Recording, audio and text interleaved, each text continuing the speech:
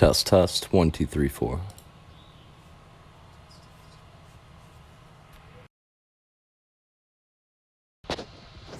Test, test, 1, 2, 3, 4.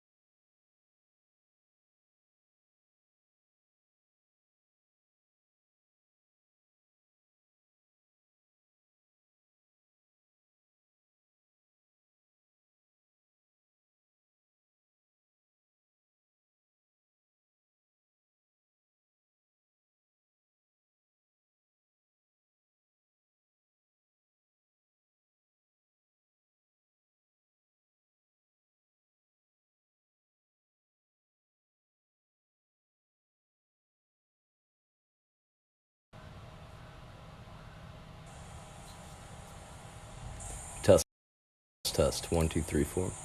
Test, test, 1, 2, 3, 4.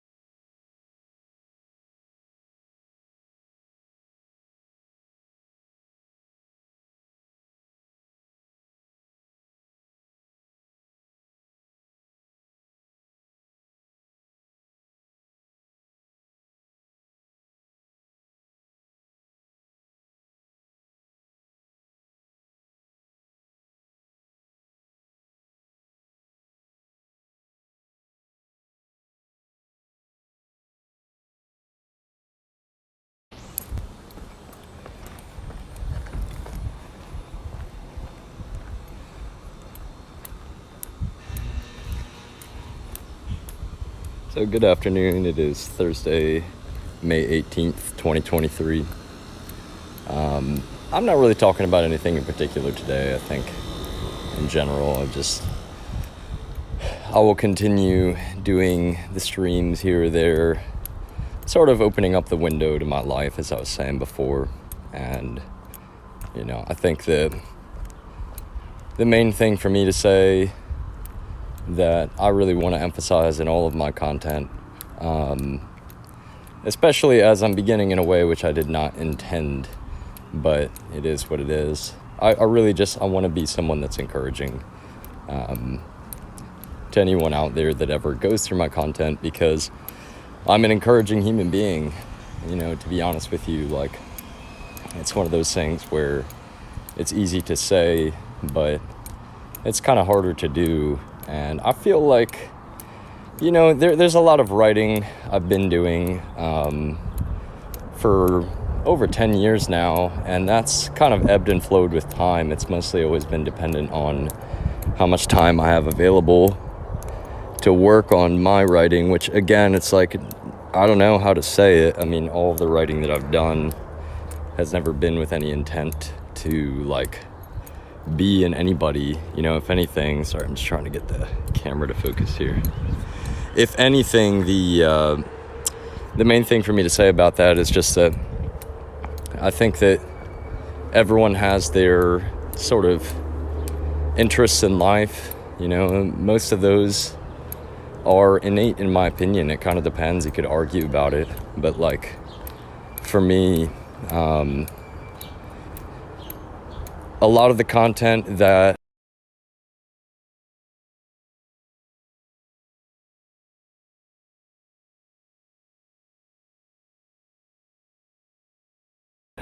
I benefited from when I was young, in terms of computers and completing technical tasks. Like, I always appreciated that somebody took the time of their day to put something down, which was really actually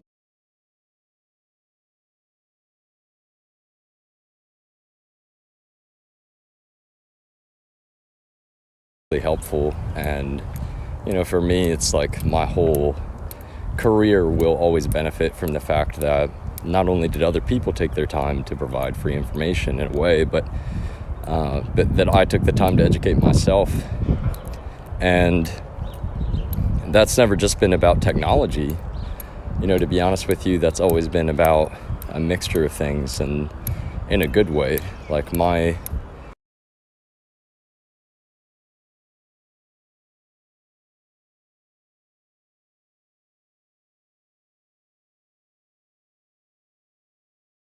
interests in life are quite broad, and I'm the kind of person that you can't really understand that about until you get to actually speaking with me and listening with an open ear. But see, that's one of those things. If you go take, like, a speech class, for example, it's one of the whole topics that'll take a couple classes to get through. Like, listening and active listening is such a huge aspect of speech, because really, if you're just trying to get caught up on any one set of words, it really depends on the context. I've recently offered some of my thoughts and how that can go wrong in politics, but that can really go wrong in a lot of different areas in life. And so, as I emphasize, I'm more of a long format individual. I've had access to social media as long as anyone else has, and I could have been publishing a lot more in the past. I just chose not to. I'm very, in general, especially before all this, I'm very chosen with my words. I don't want to ever say things that are going to upset people or frustrate them, and to be honest with you, though, that's kind of the balance of the whole equation, is that sometimes that in my life, bizarrely, this last few years, I've been put in a position where me just telling the truth is upsetting to other people, which does not make a single bit of sense in any way, shape, or form. I think that's part of the issue, is that when we kind of collectively decide that, like, no, you need to shut your mouth because we're believing liars, which is the case with me. It's like, well, that's the whole point of free speech in our society. That's also why there are so many protections around, human rights. And I didn't really want to talk about it today, but even human rights as they're defined by the United Nations, oh Lord, have they been just relentlessly violated here with my life this last few years. And no, it's not mental illness. That's my frustration in the bigger picture is, to be honest with you, it will take time, but what needs to be legally documented on paper about what's happened this last few years will be legally documented on paper. And no one should have ever fallen under the impression that I would have just sat in silence as my life continued. It's like I'm just like a fucking placeholder at this point, 18 plus only, trigger warning, I guess. I didn't put it in the title this time because really, in general, I'm just not somebody to be cursing a bunch, but, anybody in my position, the way this has been handled the last few years would be cursing up a storm every moment of every day, and I'm not. I'm just doing everything I can to move forward, and, all this time I've been expecting people to have some common sense, not jump into things they don't understand, to behave, be decent, be humane, and wow, what a foolish set of expectations I had, really. I do appreciate those who have been humane and have been decent and have, how do I put it, tried to understand, the foul play and the nuance involved in the situation, but it is what it is. Like, when it comes down to it, I can't control other people's beliefs or desires or those kind of things, and for whatever reason, there's just been a desire from a lot of people to want to see me in a bad way. And, I think that's one of those things that it really just is what it is. I mean, I'll find the people in my life that, look at me for who I am, not what's been said about me or what's being said or any of that. And, frankly, speaking of violations of human rights as defined by the United Nations, what happened in Texas is like the horror story of all horror stories, in that I'm objectively an innocent dude, and we had members of the actual legal authorities helping violent criminals. Why? Because they were buddies with them, because they were their friends. And that is the worst way that, quote, law enforcement can ever be approached. Like, oh no, it couldn't have been the guys we're working with because, well, we were working with them. Like, it's despicably disgusting. I'm at least kind of glad to see, for example, like this dude that was convicted of murder in Travis County for shooting, a Black Lives Matter protester. It sounds like Greg Abbott may not have as easy of a time as he thought in terms of pardoning that dude. But that's my point, is that, like, it's pure politics in that regime governing Texas right now. I don't understand. I'm not saying I don't understand, like I don't understand, trust me. I do understand in the bigger picture. This is actually the problem, is that there are far too many in our society that just buy the lies of the far right now. They wage these political culture wars, and they expect people just to play their part, to say whatever they want them to say on the legal record, to play pretend. And my family are very, very political. It doesn't matter. I'm not talking about, opinion here. My family has been very political since I was young. I was a, quote, Republican when I was younger. I'm a moderate through and through. As someone now that has had a lot more time to educate myself about politics and the history of politics in this country, to be frank with you, like, I had no interest in getting into politics, but I think that's the thing. It's kind of like everything else in my life. There's always sort of a different role, if that makes sense. And I'm not really saying that I want to get into politics, but what I am saying is that, truth be told, like, we need more heartfelt conjecture in terms of, even if it is just conjecture in politics, and in my opinion, okay, we need less of the angrily, I say angrily, I know people would accuse me of angrily ranting about, things that have been done to me in my life, but that's sort of the absolute contradiction. You've got people sitting in their trucks ranting about a pandemic and complaining about the big govy government. And then in my case, you have an entire government in the state of Texas that sat around helping violent criminals torture the living hell out of an innocent man, acting like he was ever irresponsible or not educated or not a good person. And we're talking conservatively 50 million in damages. That's likely nothing. I'll be honest. The real true story of what happened here, it's despicably evil. It's that terrible.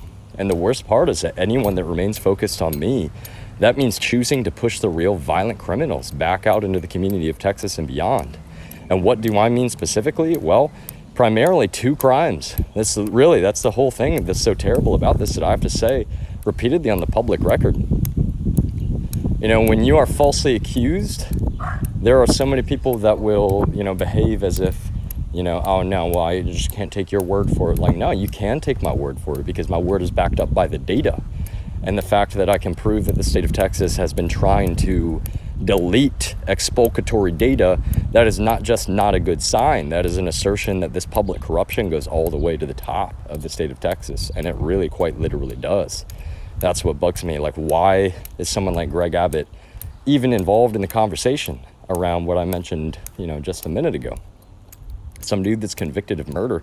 That's just justice. That's just law, really. I mean, that was a jury that made that decision, from my understanding. I didn't look too much into the case, and I'm not giving some, you know, big educated, you know, coverage of it right now. What I'm saying is that it's just one example of many. These people don't care about innocent people being murdered or harmed or framed or any of the above.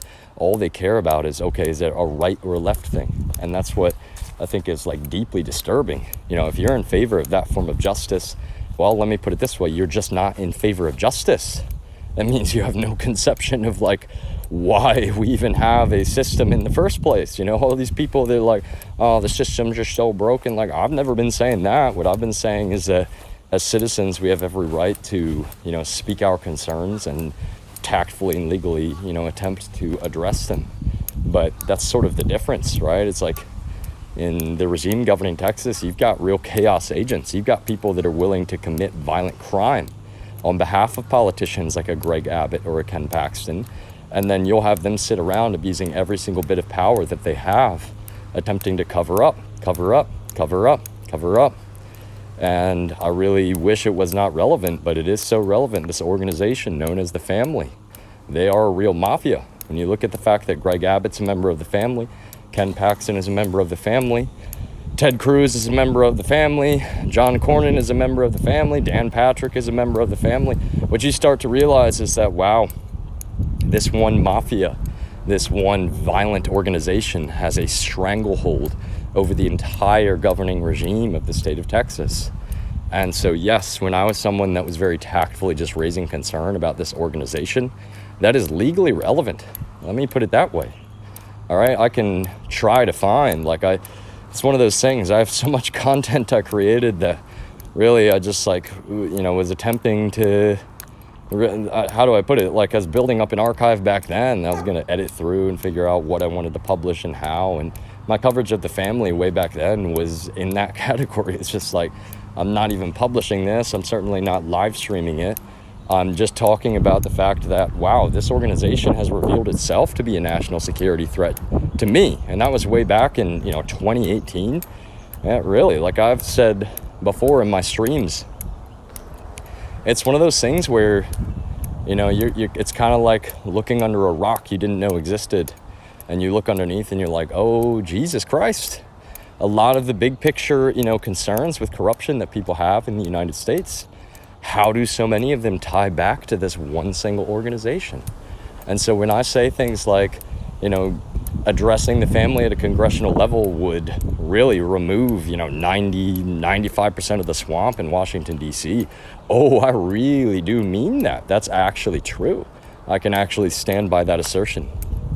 You look at all kinds of big picture problems in this country and you realize that there are people who are very consciously willing to create these massive problems for the American people so that they may financially benefit. And that's what makes me so sad, is it's the opposite mentality of with great power comes great responsibility. It's basically they usurp power and in order to harm, in some cases maim Americans. These are the kind of people that want to cut benefits for veterans. These are the kind of people that want to keep healthcare completely unaffordable for everyday Americans. These are the kind of people that want to remove any, type of really actual positive change in governance in this country. And for what? See, I think that's the problem. As I've stated repeatedly, a lot of members of the Family, I think that they believe it's just their greed. I'm not sure how some of them sleep at night, to be honest with you, because they shouldn't be able to, knowing what they are really a part of and what they're really responsible for. But again, I think that's how a lot of them justify it. Oh, they're just being greedy. Oh, they're just trying to make some money. Oh, everybody does it, right? That's always the justification. But no. It's actually not true. With that organization, see, it's one thing to, lobby, for example, if you're really wealthy and you don't want to pay taxes, blah, blah. Like, that's, I'm not justifying it at all. What I'm saying is, though, it's like, okay, maybe that can just be written off as greed. But when you're looking at some of the major policy changes that have been implemented by this one organization that they've continually lobbied for and attempted really to orchestrate, then you start to realize that, wow, no, this is actually like the biggest deal ever. Talk about a national security threat to the United States of America. These people look at the government of the United States like it's a piggy bank that they're there to rob. And that's what bothers me so much. All of you out there on the far right that complain about wasted tax dollars, I mean, trust me, you should, in my opinion, but then your focus should be on this one organization. Do not, buy their bullshit that they're some Christian group. Do not buy their bullshit that they are a good thing. They are bad people through and through. And they know it. That's the whole thing. That's the whole game with them. They're not going to tell you to your face what they're really about. They're not going to tell you to your face, what kind of tactics they're actually willing to implement to get what they want. And that's what makes it so intimidating, and it should be. Not just for anyone in the United States, but really abroad as well. Because, at the end of the day, this is a Russian mafia. This is not some American group, even though there are a lot of Americans that are members.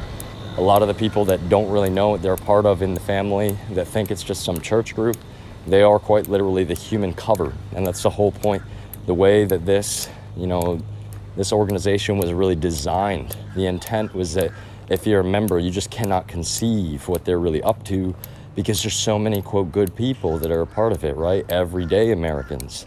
And what does that really sound like if you think about it? Well, I'll let you know what it parallels very directly, which is the way that Russians work on the internet.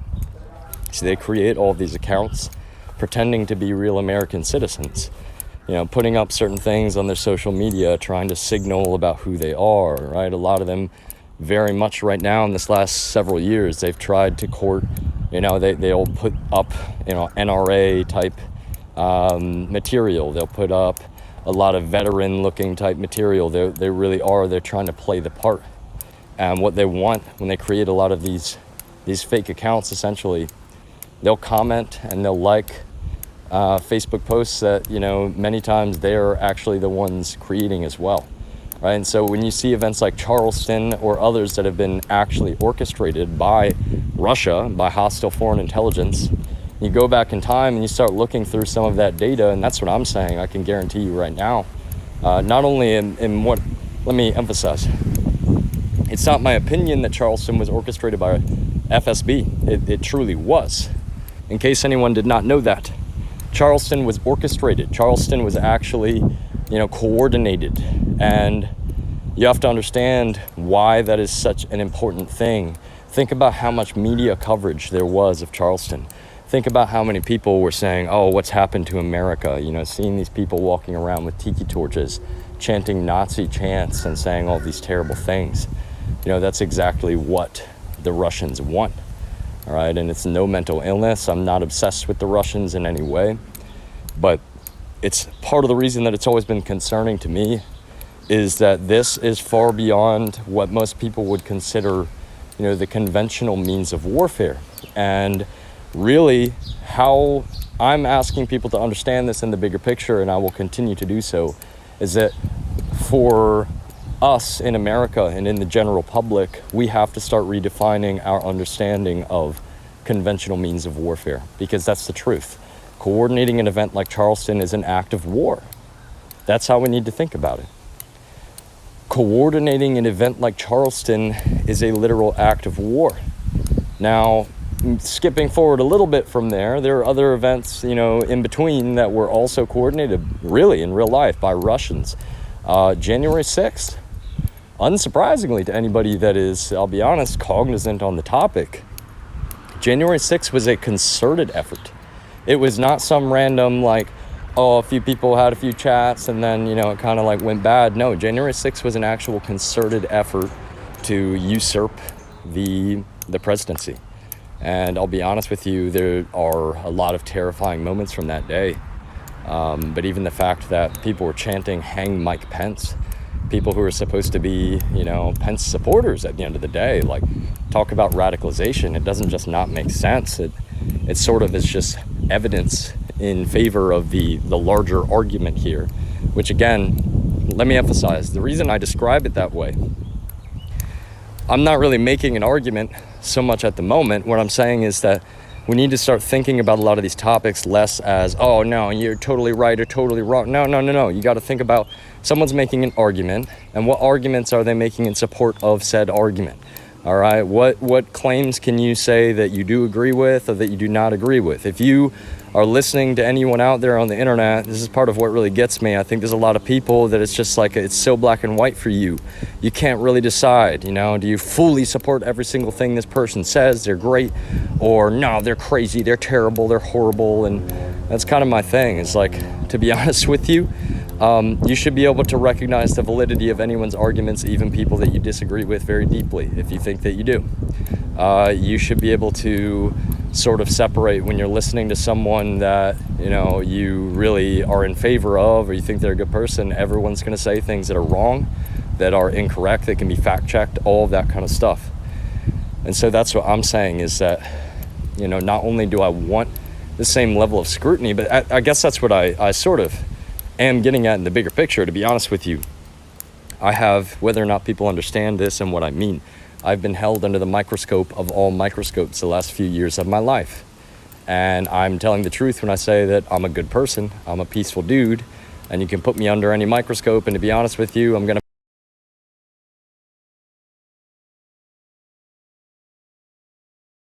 pass the test at the end of the day. But see, we have to actually regard objective reality when we are, doing something of the such. And what I really mean, if I didn't phrase that correctly, I don't care. What I mean to say is that, if you want to fact check every single one of my statements, then actually fact check, then actually go learn, then actually prove me wrong. But if you want to sit around and just say holistically, like, no, I don't want to listen to a word that guy says, like, that's cool too, in a way. Let me emphasize, I'll still be publishing anyway, because that is the day and age that we live in. So for me, it's quite easy, to sort of describe like my whole mentality and philosophy. How's it going? My whole mentality and philosophy is that, you take it or leave it. You don't have to like or love everything that I say. And to be honest with you, no, this was not the way that I intended to start publishing. But what I can say is that I will be publishing no matter what. And really, it will be in different volumes and in different ways for the rest of my life, but I will be publishing for the rest of my life. I'll be writing music. I'll be continuing with my compositions. I'll be continuing to be honest with you, a lot of that really has more to do with finding musicians out there at some point that recognize the value that I do have to provide. And, if I could get a commission someday, like, sure, that would be amazing, but I don't call myself a composer for a reason, even if I can write compositions, which I can. What I'm saying is that, honestly, I always knew that the way that I make music is different in some ways than a lot of people have before. However, I'm acknowledging, I'm not saying I'm special. I'm saying that I can do the vast majority of the writing, in my brain. And then I sit down at a computer, and that's just like full-on augmentation. It gives me the ability to create layers quickly and to, play different sounds on different instruments. Like, that's what makes all of the difference in the world, that immediate feedback from me. And that makes sense if you're understanding who I am. As I've emphasized before, I am factually on the autism spectrum, okay? Like, our brains are not so drastically different, in my opinion, but we are kind of wired just a little bit differently. And part of what I mean to say is that, like,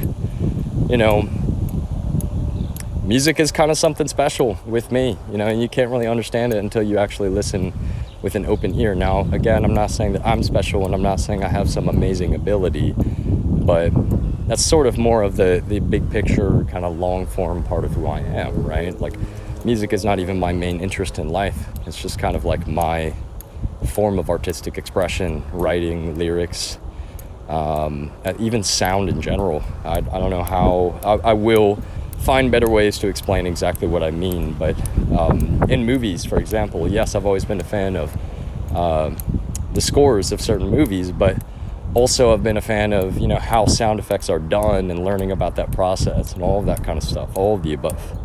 So I think that you put all of these pieces together, and again, it's like, as an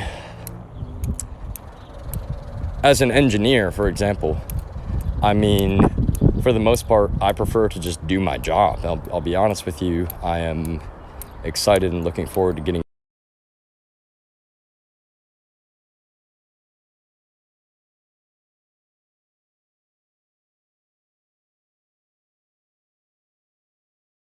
back into, an engineering type position. I have no issue with whatever work I do in between now and then. But what I'm saying is that I'm really good in those kind of overly technical environments. You give me all the tools to do my job.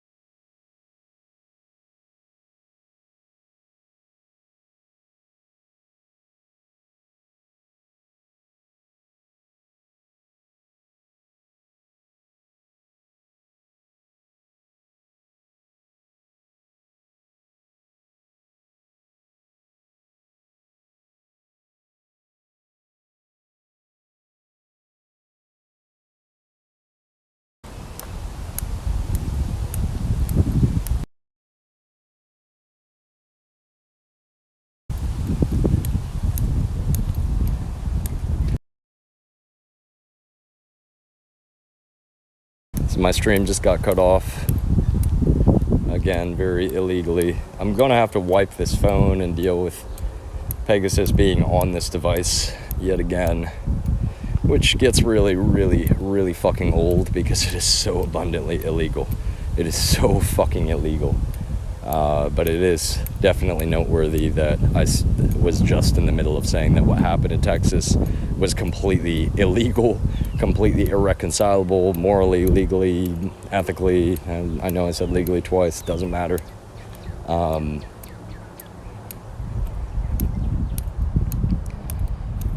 Part of what should have been noteworthy to anyone is that if anyone thought that type of behavior was acceptable, then there would have been legal communication towards myself. And yet we had so many people participating in that situation that were actively and proactively abusing the living hell out of the situation, and not good people. That's the whole point. Not good people, objectively. And if anyone ever wanted to argue that something like what was allowed in Texas could ever be safe or legal, that is not the truth at all. The data is completely against you. The evidence is completely against you. I am objectively an innocent man, and the state of Texas has repeatedly and vainly attempted to delete exculpatory data. Why? Because they knew what they did was completely fucking illegal, and right now, at this very moment, the state of Texas owes me in excess of $50 million in damages. That is quite conservative, to be honest with you. The fact that I still have to put up with the same form of abuse, which has continued, is just a relentless assertion of how correct I am at the end of the day. So I don't even know if audio is going to go back up on Voyager Zero with this, but I'm going to end the stream there. I'll probably be on another walk later.